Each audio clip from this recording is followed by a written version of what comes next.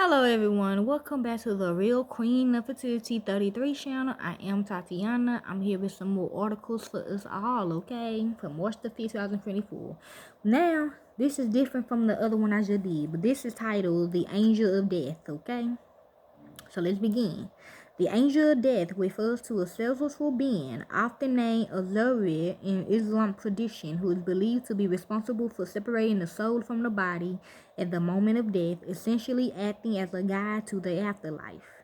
This concept exists across various religions with different names and interpretation, including Samuel and Sibriel in Judaism, and is often depicted as a figure with a sickle or other symbols of mortality. Okay, which is me. Okay, hey, this is what they gave me. Okay, 96. Okay, yes. Key points. Actually, I realized that I'm the firstborn that was killed, y'all. So 95 don't count. 96 count. I know, right? Key points about the angel of death. Role: to gingerly or forcefully take a person's soul at the time of death, sometimes depending on the individual's deeds in life, which I do. And I ain't gonna lie, I do get mad when people be playing with me. Don't play with me, okay? Names across religions: Islam, Azrael, Judaism, Samuel, Sawil. That's totally different. But if you saying you dead, then you gotta be dead for me. Like, you can't be playing that you dead and you're not dead. Okay, they gonna make us really angry. Popular culture, often associated with the Grim Reaper, which is me. Important aspects to consider: symbolic representation. The angel of death is often depicted as a cloaked figure with a sickle, signifying the act of reaping life. Variations in interpretation. While the core concepts remain similar, different cultures and spiritual traditions may have varying details about the angel of death's appearances, role, and interaction with the dying person. I even see my damn self sometimes. Like a couple of weeks ago, like I was brain dead, and I came to myself. I'm like, oh, I see myself. Like, oh, okay, I know I'm gonna die. Okay, but I came back though. Okay, I came back on the 28th of February. Okay, and I was dead again. I'm probably dead now. Shit, to be honest. So I'm gonna be dead until April, y'all. So near-death experiences. Some people who report near-death experiences describes encountering an angelic being that could be interpreted as the angel of death. Okay, now this is the article. The angel of death in the bloody doorway. Okay, yeah, literally that's me. Yesterday, we talked about the crucifixion and how people in our community wrestle to find meaning in it in our modern world. You can find this article here. Tomorrow, I will share an article with you about the history of how that story had been interpreted and some of my own views on it. Well, that's for my class, okay? Today, I would like to share a story, okay? Recently, I saw a woman claiming she could defy social distancing regulations because she was covered in the blood of Jesus. Did that trigger a reaction in you? Okay, let's take a breath and shake that off for a moment. Yesterday was the first day of Passover. I can't help but notice that there is certain timelessness to a story and ritual about families isolating themselves indoors in the hopes that the death all around them would pass by. You ain't lying. You ain't lying. People be just, oh my, ugh. Y'all just don't know about these people, man. They play too much. I find the ritual and practice of Passover, the little that I have access to, this for anybody that feel hit. Don't fucking lie. I don't give a fuck. This been happening. They been saying he dead. Now, they been saying he dead, so somebody need to make up their mind. They need to stop playing. Is he dead or not? Cause you wasting my time. Okay, I don't need you around here. If you already knew what was going on, so I don't need you around me. Okay, or the Lord. Okay, the Lord don't want you around, so tell your people to leave me alone. This story that is based on, however, that the angel of death is sent by God to slay the firstborn children of all of Egypt, but passes over the children of Israel who have covered their doors with blood. Okay? So, technically, this is about Mary, okay? This is the one that was there with her. They covered their doors with blood. Obviously, I did not. This is a very, very tough one for me. I struggle, especially when Christians celebrate it as an example of God's avenging justice. It's one of those tales that Origen will say is so morally reprehensible that it creates a scandal in the soul. But he said this scandal should function like a cone of sorts for the soul to force us to go past the literal level and dig deeper for darker meaning. Gregory Anissa, one of Origen's spiritual intellectual disciples, addresses the issue in his book, The Life of Moses. Both things, the death of the firstborn and the pouring out of the blood, did not happen to the Israelites. See, did not even count in 1995. That's just when the world blew up. The world blew up on Easter 95, literally. I don't give a fuck. It started in October the 13th and it ended on April on Easter. It blew up. So technically, I'm the first one who got shot. So I'm the firstborn. Okay? Rather than think of this story as history, we should look as a myth, an allegory, or even a parable and approach it with contemplation concerning the destruction of evil. Like modern day depth psychology, this approach asks us to see the story taking place within ourselves, between disparate bits of our own psychology.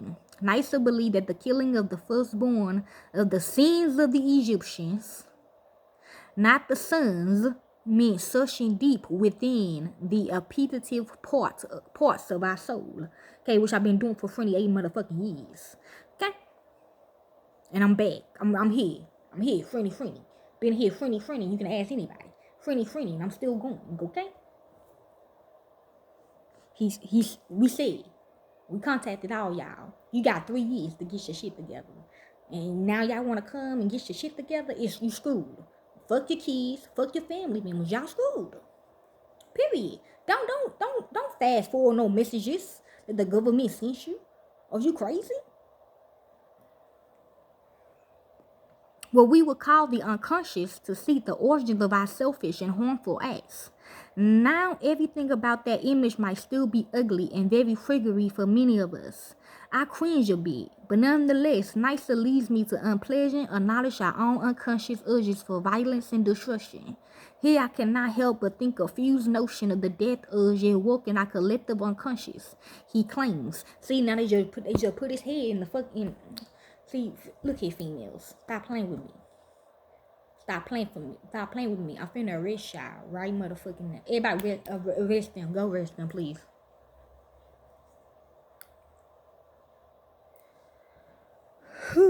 The fateful question for the human species seems to me to be whether and to what extent their cultural development will succeed in mastering the disturbance of their communal life by the human instincts of aggression and self-destruction.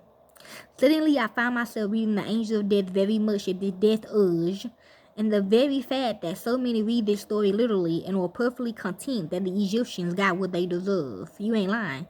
Paradoxically, proves to me our capability for bloodlust and vengeance, what some call retributive justice. I see this right now as many gleeful pronounce the coronavirus to be the vengeance of an angry God, which is me coming back, baby. Granted, today we understand that much of this inherent plus the destruction is not natural to the human soul. You ain't lying. But the result of the traumas inflicted upon us, the triggers that cause us to do not as I want to do, but to act as I do not want to do. Romans 7:15-20. But nonetheless, this thirst for the good guys to destroy the bad guys still plays out in our obsession with hell, the apocalypse, and even American exceptionalism. Likewise, this plays out in the rage and selfishness we see on display presently.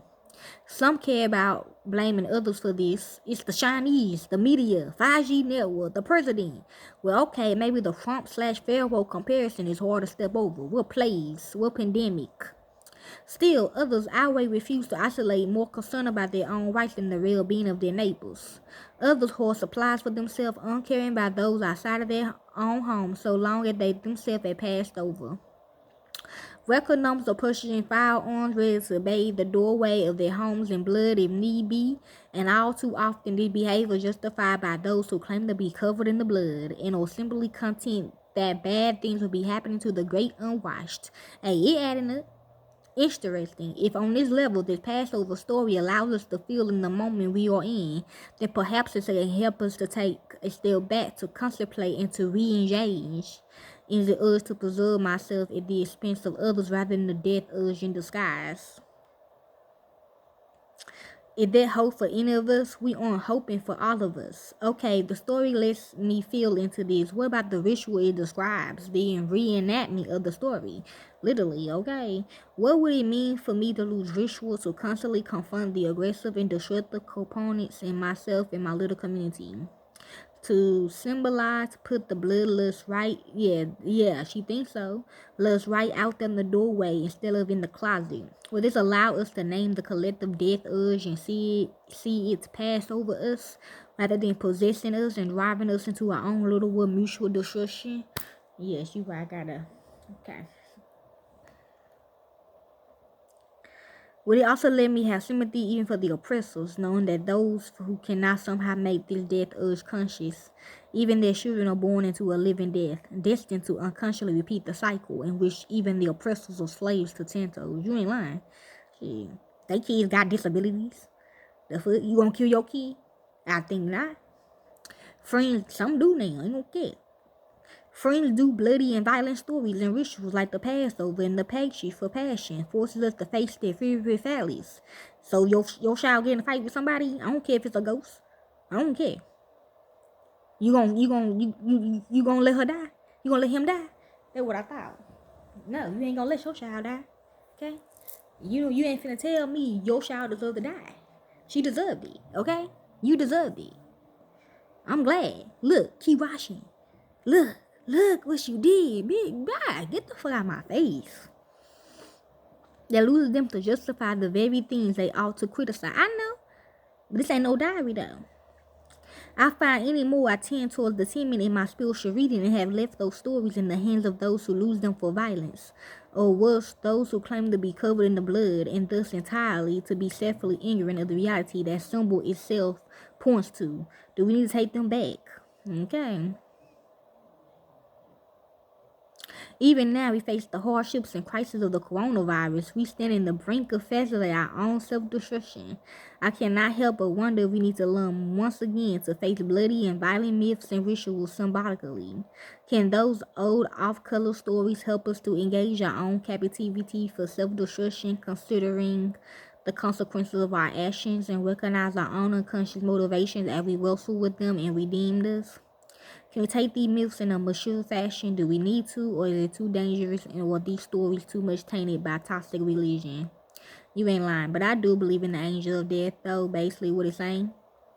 I do. I ain't lie, I believe it. Even though it's me, I believe in myself, so I see myself, I ain't gonna cap. What does it mean when people see the angel of death spiritually? This figure can be feared and revered. I don't be scared. People say they don't be scared, symbolizing the delicate transition between life and the unknown. I even told people that, now remember this is a game now. Okay, don't get it twisted. Okay, but I come, but they shall be already dead though. Okay, type shit. But they be right there though, and I be there the whole time, like literally. I even be there in the hospital, like I don't know, it's like it's destined or something shit like that. In many traditions, the angel of death is not seen as motivant, but rather as a necessary agent of the cosmic order, ensuring the cycle of life and death continues as it's intended. What powers does the angel of death have? The angel of death has the power to end life, separate souls from bodies, and guide them to the afterlife. Depending on the version of the story, the angel of death may also have other abilities such as restoration, portal creation, or shape-shifting, okay? Powers in life. The angel of death can separate the soul from the body and guide it to the afterlife. Command lesser angels. Watch Candyman, okay? Then you will know. The angel of death may command other angels who assist him. Keep track of humans. The angel of death may keep track of every living human on earth. Restoration. The angel of death may be able to bring people back from the dead. Okay, wish he coming back, okay? So I don't care what y'all say about me. So he coming back, okay? But y'all souls already gone. I already separated y'all souls. Yes. Now put it up. Okay then, shut the fuck up. You done. Portal creation. The angel of death may be able to create portals to the afterlife. Shape shifting. The angel of death may be able to change their shape or the shape of others. Examples of the angel of death is two. Okay, this one right here. Israel. In Islam, Israel is one of the four major archangels responsible for taking souls from the deceased. And Ash, which is the black dahlia. In unholy blood, Ash is an angel of death who can shape shift, absorb life force, and lose telekinesis. Okay. The religion of the angel of death is Islam, Judaism, and Christianity. Okay. Well, the Bible does not name the angel of death, but it also often does describe angels causing death at the Lord's commands. You ain't lying. Popular fiction, the angel of death is known as the Grim Reaper. Okay? Nah, just shut the fuck on me. Anyway, did they get that? Okay then. So, enjoy.